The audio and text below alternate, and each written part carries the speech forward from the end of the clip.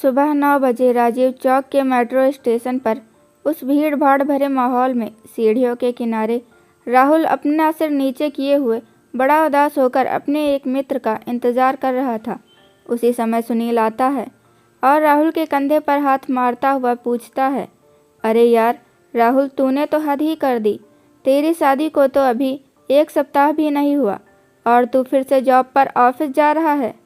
यार पत्नी के साथ छुट्टियां मना, कहीं घूमने जा, भाभी को भी दिल्ली या देहरादून दिखा, घूम फिर मौज कर। सुनील बोले ही जा रहा था लेकिन राहुल था कि अपना सिर उठा ही नहीं रहा था। यह देखकर सुनील ने गंभीर होकर पूछा, यार सब कुछ ठीक तो है ना? तू ऐसा उदास क्यों दिख रहा है? राहुल तब भी चुपचाप था। यह देख करके सुनील ने कहा, तबीयत तो ठीक है ना? और भाभी? यार तू बोलता क्यों नहीं? घर में सब ठीक तो है ना? राहुल ने गहरी सांसें लेकर धीरे से बुदबुदाते हुए बोला, यार बहुत ही बड़ी गलती हो गई। अनीता मेरे जैसी नहीं है, वो मॉडर्न नहीं है, गांव की है, अच्छी अंग्रेजी नहीं जानती है। उसका रहन सहन, उसका स्वभाव, यार हमेशा बाइबल पढ़ना, हमेशा प्रार्थना और प्रभु प्रभु कहना। यार यह भी कोई ज़िंदगी है? 3 दिन में ही परेशान हो गया हूँ, गले की हड्डी जैसी हो गई है वो मेरे लिए। मेरी तो जैसे ज़िंदगी ही बर्बाद हो गई है। सुनील ने कहा, अरे तू भी तो क्रिश्चियन है ना? हाँ हूँ तो सही, लेकिन हम लोग बड़े दिन में और क्रिसमस आदि में ही चर्च जाते हैं। यार हर समय ही बाइबल की बातें और यह सब कुछ दिखावा मुझे तो बिल्कुल अच्छा नहीं लगता है, जैसे मैं अपने घर में नहीं किसी चर्च में रह रहा हूँ। सुनील ने दिलासा दिलाते हुए कहा, सब कुछ ठीक हो जाएगा यार, कुछ समय तो दे भाभी को, नई है दिल्ली में, सब कुछ सीख जाएंगी। राहुल ने बात काटते हुए कहा, चल ऑफिस देर हो रही है।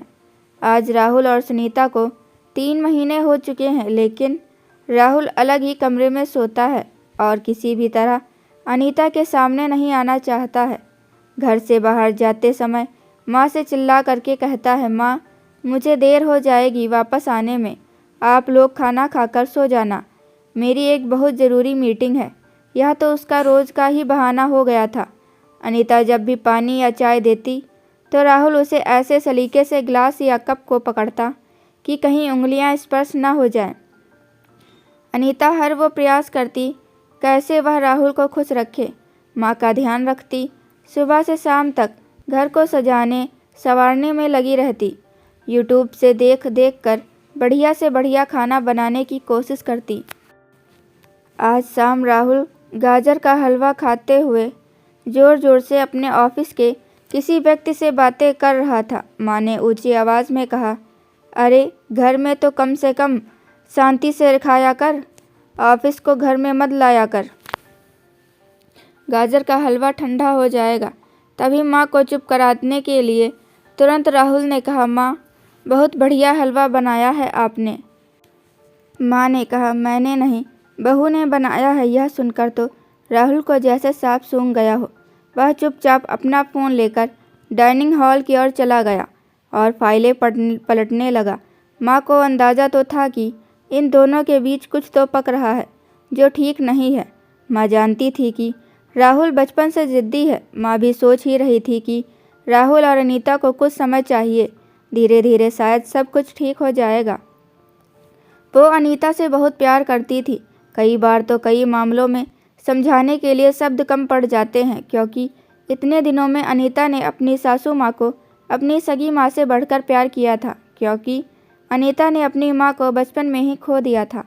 पिता ने ही माँ और बाप दोनों का प्यार दिया था और उसे शादी के समय बोले गए पिता के वो शब्द भी अच्छे से याद थे जो उन्होंने आंसू बहाते हुए उसकी विदाई के समय कहे थे, बिटिया अब ससुराल ही तेरा घर है और सास ससुर ही तेरे माता पिता। और अनीता अपना कर्तव्य निभाने में कोई कसर नहीं छोड़ रही थी, लेकिन राहुल का यह स्वभाव उसे हर पल कांटे के जैसे चुभ रहा था। वो अपने घर में ही ऐसे महसूस कर रही थी कि जैसे वो राहुल के लिए बोझ है। अनीता ने तो सोच लिया था कि अब वो ज़्यादा चुप नहीं रहेगी, वो इस विषय में राहुल से खुल के बात करेगी। क्या कमी है मुझ में? क्यों वो एक ऐसे गुनाह की सज़ा सह रही है जो उसने कभी की ही नहीं। वह ऐसा सोच ही रही थी, तभी राहुल चिल्लाया, माँ, ऑफिस का टिफ़िन लगा दिया है क्या? अनीता ने टिफ़िन उठाकर राहुल की ओर बढ़ा दिया, लेकिन जैसे ही राहुल ने उस टिफ़िन का हैंडल पकड़ा तो अनीता ने उसका दूसरा हिस्से को नहीं छोड़ा और बोली, मैं आपसे कुछ बात करना चाहती हूँ। और भरे हुए गले में आंसू बहाते हुए बोली, अगर मैं तुमको पसंद नहीं हूँ तो मुझे मेरे पापा के घर छोड़ आओ। राहुल कुछ बोल नहीं पाया, बस धीरे से बोला, ओके, देखता हूँ। अनीता की ये बातें जैसे राहुल के कानों में ज़ोर ज़ोर से गूंज रही थी। पूरा दिन उसका काम करने में मन नहीं लगा। वो सोच रहा था, क्या हो रहा है मेरे जीवन में? किसकी गलती है? क्यों यह सब कुछ हो रहा है? अनीता सुंदर है, पढ़ी लिखी है, लेकिन आखिर क्यों?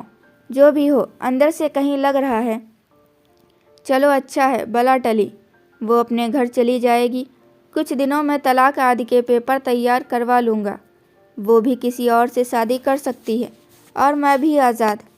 वो इस उधेड़-बुन में पूरा दिन कुछ काम ना कर सका और टिफ़िन भी खाना भूल गया। वो जैसे ही घर पहुंचा तो क्या देखा, माँ बिस्तर में पड़ी हुई है। उसे बहुत तेज़ बुखार है। अनीता ने कहा, सुनिए, माँ को जल्दी किसी अच्छे डॉक्टर के पास ले चलिए। मैं सुबह से ही कह रही हूँ, चलो किसी ऑटो में किसी डॉक्टर के पास चलते हैं, तो माँ मना कर रही है। माँ कराहते हुए बोली, अरे रहने दे बेटा, थोड़ा बुखार है, दवा खा करके ठीक हो जाऊंगी। राहुल ने माँ के माथे पर हाथ लगा कर देखा तो कहा, अरे माँ, बुखार से आपका शरीर तप रहा है। तुरंत ओला से टैक्सी मंगा कर वो माँ को ले करके तुरंत अस्पताल पहुँचा। पूरे रास्ते अनीता माँ को संभाले रही और माँ के लिए लगातार प्रार्थना कर रही थी और दिलासा देती रही, आप ठीक हो जाओगी, आप चिंता मत करो। डॉक्टर ने थोड़ी देर तक चेकअप किया और एक्सरे के बाद बताया, राहुल की माँ के पेट में रसौली है, जिसका ऑपरेशन जल्द ही करना बहुत ही ज़रूरी है। राहुल के पूछने पर डॉक्टर ने बताया 5 लाख की ज़रूरत पड़ेगी और उसके पास केवल 1 दिन है पैसे का इंतज़ाम करने के लिए। यह सुनकर तो राहुल के डर के मारे हाथ पैर कांपने लगे।